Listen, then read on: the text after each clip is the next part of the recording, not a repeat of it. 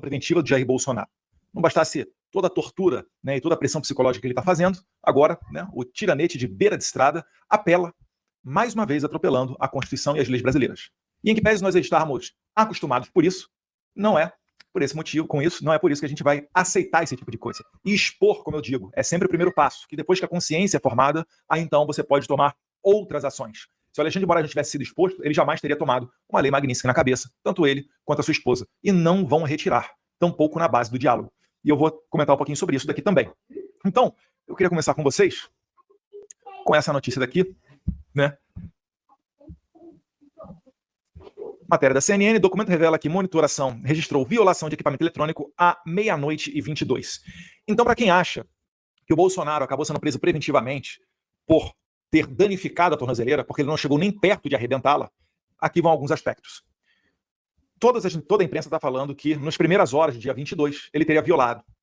Então, será que o Moraes conseguiu, de maneira muito célere, acordar de madrugada, escrever 17 páginas da sua decisão, que é o que a gente vai ver aqui, e então prender preventivamente Bolsonaro um pouco depois das 6 da manhã de sábado? Ou será que já estava tudo pronto? Essa aqui, gente, é uma parte da decisão dele. Olha aqui, eu vou ler com vocês a decisão do Alexandre de Moraes. Antes que ele faça igual ele fez lá com o careca argentino, né, que utilizou dados do TSE para mostrar incongruências da eleição de 2022, e depois eles tiveram que, pelo menos, tirar temporariamente do ar ou reformular o site. Antes que saia do ar, a gente já printou. Tá aí, ó. Em 21 de novembro, ou seja, não foi dia 22. Antes, dia 21, já estava a cama de gato sendo preparada. Em 21 de novembro, a autoridade policial representou pela reapreciação dos fundamentos da medida cautelar anteriormente pleiteada nesta petição 14.129. Para, abre aspas, que a prisão domiciliar atualmente deferida seja substituída pelo recolhimento cautelar imediato. Ou seja, dia 21, o Moraes já estava juntando, né, argumentos ou justificativas para pegar Bolsonaro da sua casa e enviá-lo para um presídio comum ou para a superintendência da PF.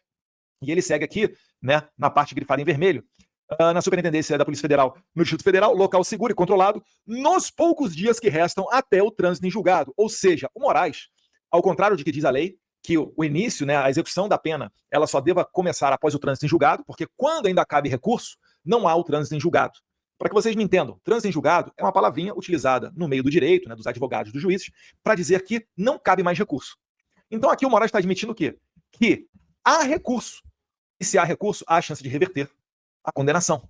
Mas Moraes se precipita e atropela o princípio de presunção de inocência até o trânsito em julgado e manda Bolsonaro para uma prisão preventiva. Então veja, no dia anterior, Moraes já estava deixando a cama de gato toda preparada.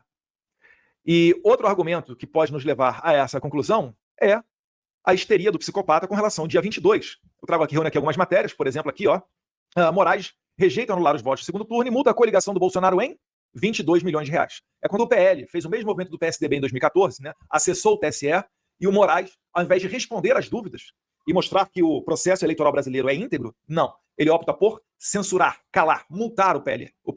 E 22 milhões de reais afeta em muito o Partido Liberal, que sim, é o maior partido da Câmara, o segundo maior do Senado, mas 22 milhões de reais faz muita falta. Ali embaixo, uma outra notícia, agora de junho de 2023, Moraes marca julgamento da inelegibilidade de Bolsonaro para o dia 22.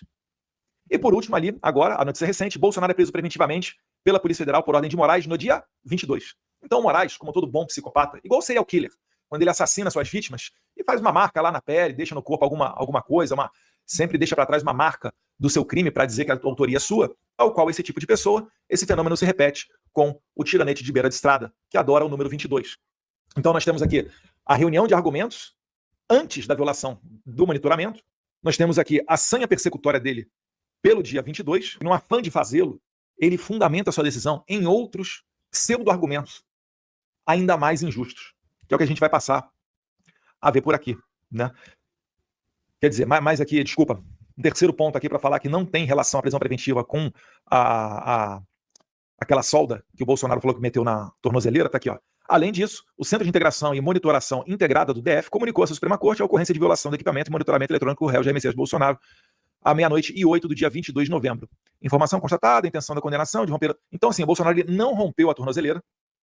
E o Collor, ex-presidente, também condenado em outro tipo de acusação, teve a acusação também de violar a tornozeleira e não foi preso. E esse ponto aqui, gente, é o único ponto das 17 páginas em que o Moraes especificamente fala da tornozeleira. Ou seja, um parágrafo. Não foi isso que norteou a prisão preventiva do Bolsonaro. Mas eu queria aprofundar aqui também em outros pontos e ler junto com vocês essa decisão do Moraes. Vou ler aqui a parte em amarelo. Ele começa aqui a mirar os seus canhões contra o Flávio Bolsonaro, querendo dar tons de criminalidade à vigília. Em algumas oportunidades, quando o Lula esteve preso, ocorreu vigília. Inclusive, ocorreu uma vigília para evitar a prisão do Lula. Demorou cerca de 3 dias até que a Polícia Federal pudesse prender o Lula. Prender definitivamente, não trânsito em julgado. Aí começa lá o Alexandre de Moraes. E por que ele faz isso? Porque ele está vendo que o Flávio Bolsonaro é um presidenciável. Então eles tiraram Jair Bolsonaro do caminho com a prisão, né, o golpe da Disney. Todo mundo viu a barbaridade que foi isso, um crime que não existiu no momento que o Bolsonaro nem estava no país. Acusaram de dar um golpe velhinhas sem armas. E lembrando que o Bolsonaro, antes de deixar o poder, ainda nomeou os chefes de forças armadas do Lula, né, Marinha, Exército e Aeronáutica. Temos ali. O senador da República, o Flávio Bolsonaro, faz uso do mesmo modus operandi. Olha como é que é importante a linguagem. Ele já vai incutindo na sua cabeça que trata-se de uma organização criminosa. Ele não vai falar isso do Oruan, filho do Marcinho VP, mas ele vai falar isso aqui do Flávio Bolsonaro, filho do Jair Bolsonaro. O senador da República faz uso do mesmo modus operandi empregado pela organização criminosa que tentou um golpe de Estado no ano de 2022. Ou seja, chamar Virgília agora se tornou ato golpista. Utilizando a metodologia da milícia digital para disseminar por múltiplos canais mensagens de ataque e ódio contra as instituições. O Moraes está aqui querendo meter medo em você, tia do Zap, em você que é patriota, você que gosta de ir às ruas. Por quê? Porque se uma vigília é transformada em crime, qualquer coisa pode ser transformada em crime. E detalhe, a convocação dessa vigília não era na beira, na porta do condomínio de Jair Bolsonaro, igual já fizeram os manifestantes do Lula. Era numa rotatória no Jardim Botânico, no mesmo bairro, mas não na porta e nem pertinho da casa do Bolsonaro. Lá embaixo, o tiranete de beira de estrada continua. Os elementos informativos apresentados evidenciam a possibilidade concreta que a vigília... Qual possibilidade concreta? Diga-me, qual é o nexo causal que conecta a vigília à possibilidade de fuga do Bolsonaro? Porque é o seguinte, se o Bolsonaro violou a tornozeleira do dia 21 para o dia 22, como é que uma vigília convocada para a noite do dia 22 poderia ser utilizada como artifício para a fuga de Bolsonaro? Porque nem no mesmo momento da vigília ocorreu o rompimento da tornozeleira. Foi quase um dia antes que ocorreu essa questão toda. E até hoje, a gente está sem saber o motivo disso tudo.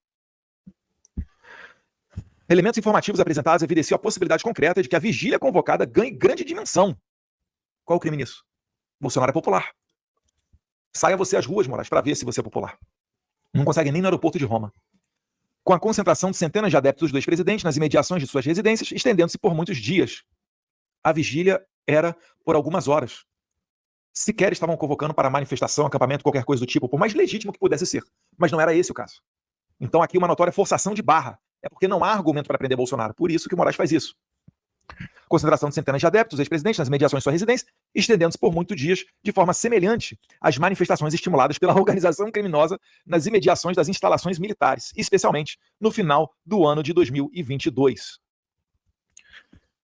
Meus caros, eu não sei nem o que dizer sobre isso daqui. Por quê? Como é que pode uma pessoa dizer que fazer uma vigília e orações... Primeiro que ele não conseguiu comprovar que tem qualquer conexão com a suposta tentativa de fuga que ele está falando, né? Então não há nexo causal, que é requisito necessário para a imputação de crime. Mas, mais uma vez, vamos lá. Pastor, padre, sacerdote, pessoas de idade, jovens, crianças, etc.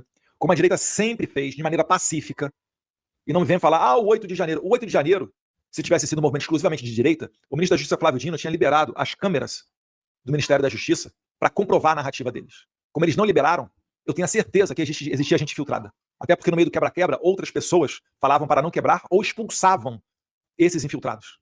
Esses sim deveriam ser responsabilizados. Mas não, o que fizeram? Acusação genérica, colocou todo mundo no envelope e tacou para dentro da cadeia. 14, 15, 16, 17 anos de condenação. Moraes ainda vai pagar muito caro por essa atrocidade que ele está fazendo. As vidas e as famílias que ele está destruindo. Se Deus quiser, essa semana vai ser uma grande semana. Eu vou ficar quieto. Ademais, considerando as técnicas empregadas por integrantes da organização criminosa, o tumulto nos arredores da residência do condenado poderá criar um ambiente propício para a sua fuga. Como é que o Bolsonaro vai fugir com 71 anos de idade? Acabou de sair de um câncer. O cara não para de soluçar. Vira e mexe está parando no hospital. Passou por 7 grandes cirurgias. Tem câmera apontada com sensores de movimento para a porta da casa dele, policiais ao redor. Agora a gente está vendo até drone. Como é que vai conseguir fazer uma fuga? Me explica isso. Eu estou tentando imaginar aqui, sei lá, um helicóptero pousando, descendo um pessoal de rapel aí altamente especializado. Aí o Bolsonaro de 71 anos vai lá e faz um exercício militar com a corda, sobe de rapel lá no... Sobe de rapel não, né? Escala para o helicóptero. É difícil conseguir imaginar essas coisas, porque é ridícula essa acusação. Então o que o Moraes está fazendo aqui? Ele está tentando dragar o Flávio Bolsonaro para dentro do problema, porque foi isso que ele fez comigo. Quando meu pai foi colocado a tornozeleira nele, né, a prisão domiciliar e a queda das redes sociais, a censura, isso foi no meu inquérito. Lembra que o Lindbergh abriu, pediu para abrir, foi abrir. Olha só que bizarro. O líder do PT pede e o Moraes e o PGR atendem.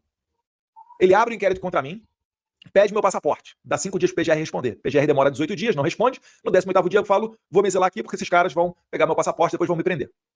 Aí o Moraes, para não me dar o rótulo de perseguido, o que ele faz? Arquiva o processo.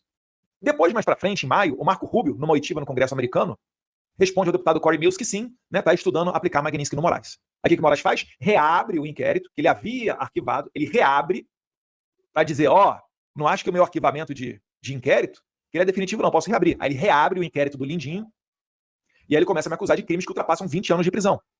Ao final, ele denuncia eu e Paulo Figueiredo, né, coloca lá o crime de coação. Ele retira a tentativa de golpe de Estado, ele retira ali a incitação de guerra. Olha pelo que eu fui acusado, de incitar a guerra, como se tivesse poderes sobre o presidente norte-americano, Trump, invade o Brasil. Mas o que eles estão vendo? Eles estão antevendo o que está acontecendo com a Venezuela e já estão acusando o golpe. Por quê? Porque todos eles são do Foro de São Paulo, todos eles lidam com cocaína, todos eles têm cashback do tráfico de drogas. Olha a delação do Hugo Carvajal. Sabe quem é que aconselhou as Farc a virar partido político? O Lula. 2008, se não me engano. Sabe quem é que virou partido político também? O Hezbollah lá no Líbano. Olha o modus operandi, como é que é o mesmo dessas organizações. Então eles sempre pensam que pode ocorrer de pior, tentam antever. E aí eles me acusaram desse negócio aí de incitação a uma invasão do território brasileiro. Até também para servir, né, para a narrativa do Lula de soberania. Tem idiota que cai nisso. Né? Soberania para quem?